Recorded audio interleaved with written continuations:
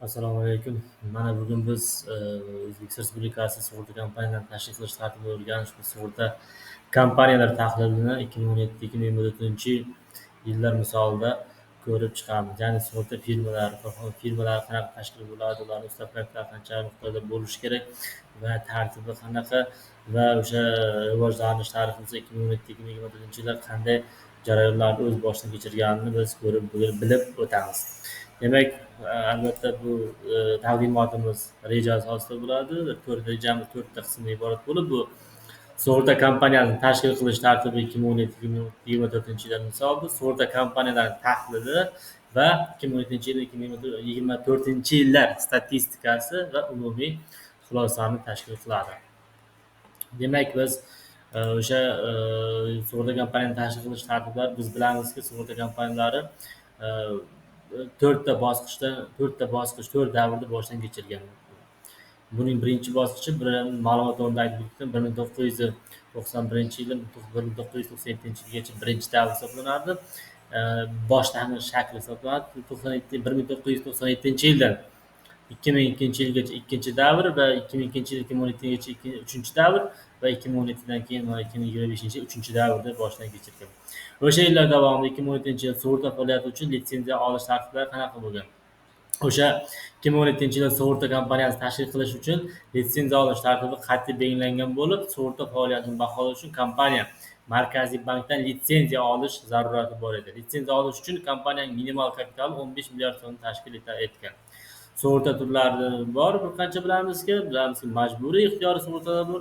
Majburiy sug'urtalarga misol tariqasida avtomobil, mol-mulk yoki sog'liq, hayot sug'urtalari kabi asosiy sug'urta turlari mavjud ekanligini aytib o'tamiz.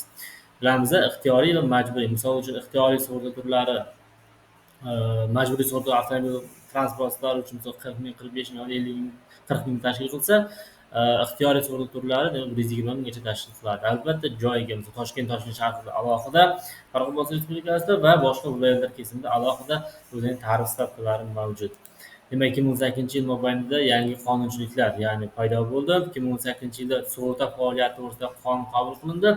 Bu qonun sug'urta kompaniyalari faoliyatini yanada tartibga solish, bozorda raqobatni oshirish va xizmat ko'rsatish sifatini yaxshilash maqsad etilgan. Ro'yxatdan o'tish qanaqa bo'lgan? Sug'urta kompaniyalari faoliyati yanada kuchaytirildi va moliyaviy holatga jiddiy talablar qo'yildi. Bilamizki, turli xil davlatlarda rivojlangan ilg'or davlatlar amaliyotida bu sug'urta firmalari juda katta iqtisodiyotda ahamiyat kasb etadi. Demak, keyingi slaydimizda o'sha 2019-yilda minimal kapitalning oshirilishi va sug'urta kompaniyalarining minimal kapitali 2019-yilda 25 milliard so'mga oshirildi. Bu kompaniyalar moliyaviy barqarorlikni ta'minlashga yordam berdi. Avtomobil sug'urtasi majburiyligi va 2009-yilda avtomobil sug'urtasi majburiy bo'lishi to'g'risida qonun qabul qilindi. Bu o'zgarish bozorda avtomobil sug'urtasi bo'yicha sezilarli o'sishga olib keldi. Demak, qonun bilan tasdiqlanib qo'yildi. E'tibor beramiz, avtomobil sug'urtasi demak majburiy tarzda o'tkazilgan 2019-yilda deb olamiz. 2020-yilga kelib bilamizki, butun dunyoda global muammoga aylangan aynan pandemiya va onlayn xizmatlar paydo bo'ldi. O'sha COVID-19 pandemiyasi boshlanishi bilan sug'urta kompaniyalari xizmatlarini raqamli platformalar orqali ko'rsatishga o'tdi. Onlayn sug'urta xizmatlari tobora kengayib, mijozlarga qulayliklar yaratila boshlandi. Xalqaro hamkorliklarga e'tibor qaratadigan bo'lsak, bu yil O'zbekiston sug'urta bozorida xalqaro investitsiyalar va kompaniyalar kirishi davom etdi. Bu esa bozorni yanada rivojlantirdi.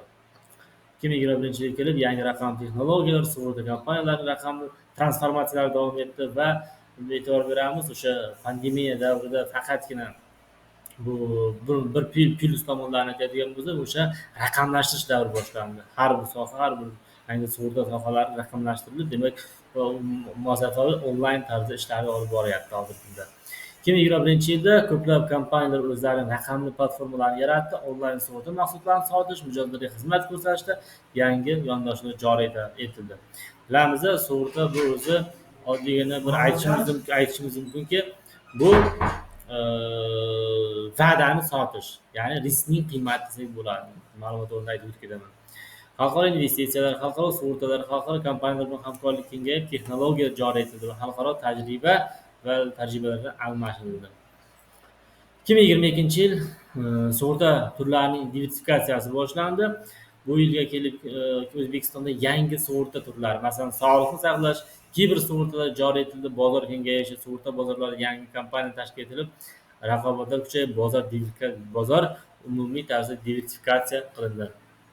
Qonuniy o'zgarishlar, sug'urta bozorining o'sishiga qaratilgan yangi qonunchilik va regulyatsiyalar joriy qilindi. Jumladan, sug'urta kompaniyalarining sug'urta kompaniyalari kuchaytirildi.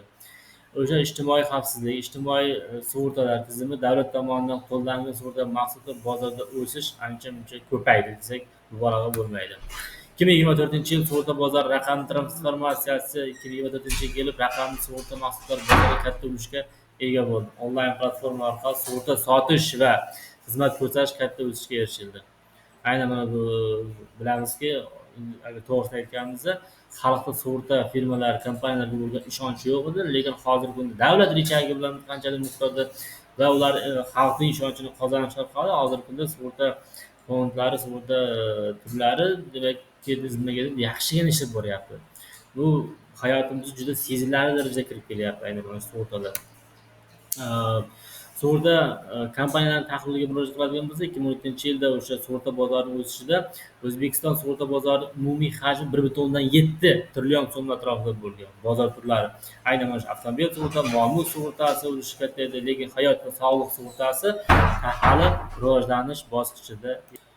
Bozor o'sishi aynan 2018-ga nisbatan, misol uchun 2,2 trillion so'mga nisbatan 28% tashkil etdi. O'sish darajasi 28% tashkil etdi. Yangi kompaniyalar faoliyatini boshlandi, raqobatlar kuchaydi, mijozlar ko'rsatgan xizmatlar yaxshilandi va turli tarmoqlarda bu o'zgarishlar sodir bo'ldi. Ya'ni bilamizki, klasslarga bo'linadi, 19 ta klass hayotiy va umumiy sug'urtalarga bo'linadi. Bilamiz, umumiy sug'urtalar 19 ta va umumiy sug'urta 19 dan tashkil qiladi. Undan tashqari hayotiy sug'urtalar 4 dan tashkil qiladi. Shunday qilib, demak, keyingi slaydimizga o'tamiz.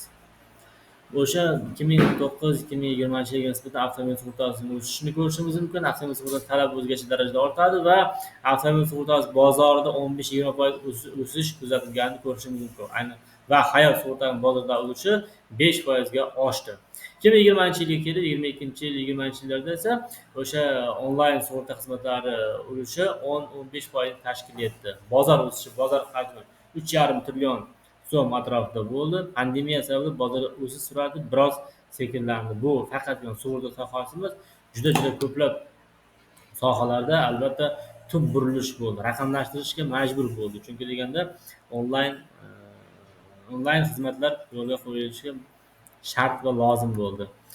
Shunday qilib, raqamli texnologiya, onlayn sug'urta sotuvlari va 1,5 trillion so'mga yetadi. Bozor ulushi avtomobil va sog'liq sug'urtasi bozori sezilarli o'sish kuzatildi.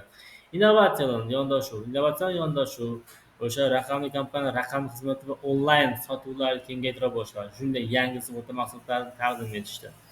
Moliyaviy ko'rsatkichlar, sug'urta kompaniyalarining aktivlari 7 trillion so'mdan oshdi va turli xil joyda, masalan, tuman, shahar, viloyat kesimida mavjud sug'urta firmalarining filiallari, kompaniyalar ochilishi uchun, demak, sug'urta korxonalar firmalar ochilishini soddalashtirilish qonunda o'zgarishlar bo'ldi. 2012-yilda soddalashtirildi. Bu esa keng imkoniyatlar ishini bizga ochib berishdi. Xalqaro hamkorlikka to'g'ri keladigan bo'lsak, o'sha o'sish sur'ati sug'urta bozorida kapital miqdori 8-9 trillion so'mga yetdi va o'sish sur'ati o'sha bozor o'sish sur'ati 10-15% gacha yetdi. 2024-yilda o'sha bozorning o'sishi sug'urta bozorining umumiy hajmi 6,5 trillion so'm atrofida bo'ldi. Raqamli xizmatlar esa platforma orqali xizmat ko'rsatishda 30% ni tashkil etdi. Sug'urta bozori umumiy hajmi 2017-yilda 1,7 trillion so'm tashkil etgan bo'lsa, 2024-yilga taqqoslab aytsak 6,5 trillion, 6,5 trillion so'mni tashkil etdi. Bu esa 3,8 barobar o'sish demakdir. Sug'urta kompaniyalarining soni o'sha vaqt 2017-yilda 30 ta kompaniya faoliyat ko'rsatgan bo'lsa, 2024-yilga kelib bu 40 ta kompaniya. Bu esa 33% o'sishini anglatadi. Minimal kapital miqdorlari esa o'sha 15 milliard so'm tashkil qilgan bo'lsa, 2024-yilga 50 milliard so'mdir. Bu esa 3,3 barobar oshganini bildiradi. Demak, sezilarli o'zgarish, yangi O'zbekistonda yangi islohotlar asosida mana ko'ryapsiz, sezilarli darajada o'zgargan sug'urta bozori mana shu iqtisodiyotda juda katta ahamiyatga ega ekanini ko'rib turibsizlar. Sug'urta to'lovlarining umumiy hajmi 1,7 trillion so'm tashkil qilgan bo'lsa, 6,5 trillion so'mni o'sha 2024-yil tashkil qilyapti. Avtomobil sug'urtasi bozorining o'sishi ham xuddi mana shu 25% o'sgan bo'lsa, 2024-yilga 30%. Bu esa 5% o'sish ko'rsatkichlarini ko'rsatyapti. Sog'liq sug'urtasining bozorda urishi 18% tashkil qilgan bo'lsa 2017-yilda, 2024-yilga kelib bu ko'rsatkichlar 23%, ya'ni 5% o'sishini ko'rsatyapti. Onlayn sug'urta sotuvlari aynan mana shu 500 million so'mni tashkil qilgan bo'lsa, onlayn sotuvlar 2,5 trillion so'mga yetdi. Bu 2024-yil taqqoslab aytyapmiz. Bu 5 barobar o'sganini anglatadi. Sug'urta kompaniyalarining aktivlari, sug'urta kompaniyasi jami aktivlari 3,2 trillion so'mni tashkil qilgan 2017-yilda, 2024-yilga 12 trillion so'mga yetyapti. Bu degani 3,7 barobar o'sish bor. Xalqaro investitsiyalarda mana sezilarli darajada amalga raqamlar gapiryapman. 2017-yilga xalqaro investitsiyalar 100 million dollar bo'lgan bo'lsa, 2024-yilga kelib bu raqamlar asosida 350 million dollarga yetyapti. Bu degani 3,5 barobar o'sishayotganini ko'rishimiz mumkin. Umumiy xulosa qilib shuni aytishim, bugungi O'zbekistonda sug'urta bozorining o'sishi va diversifikatsiyasi keng ko'lamda islohotlar asosida targ'ibot qilinmoqda.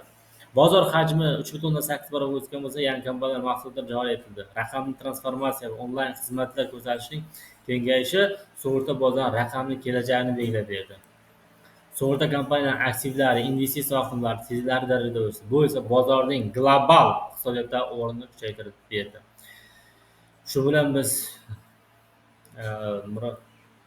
taqdimotimizni tugatamiz.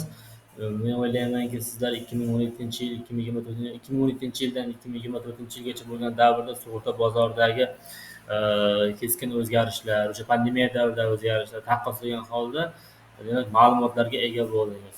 Ko'rib turganingizdek, bu yerda 3,5 barobar, 3,8 barobar bozor hajmi o'sib borgan.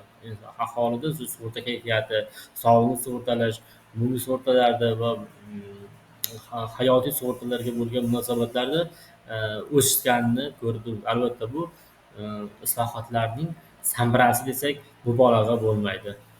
Hammaga xayr, rahmat.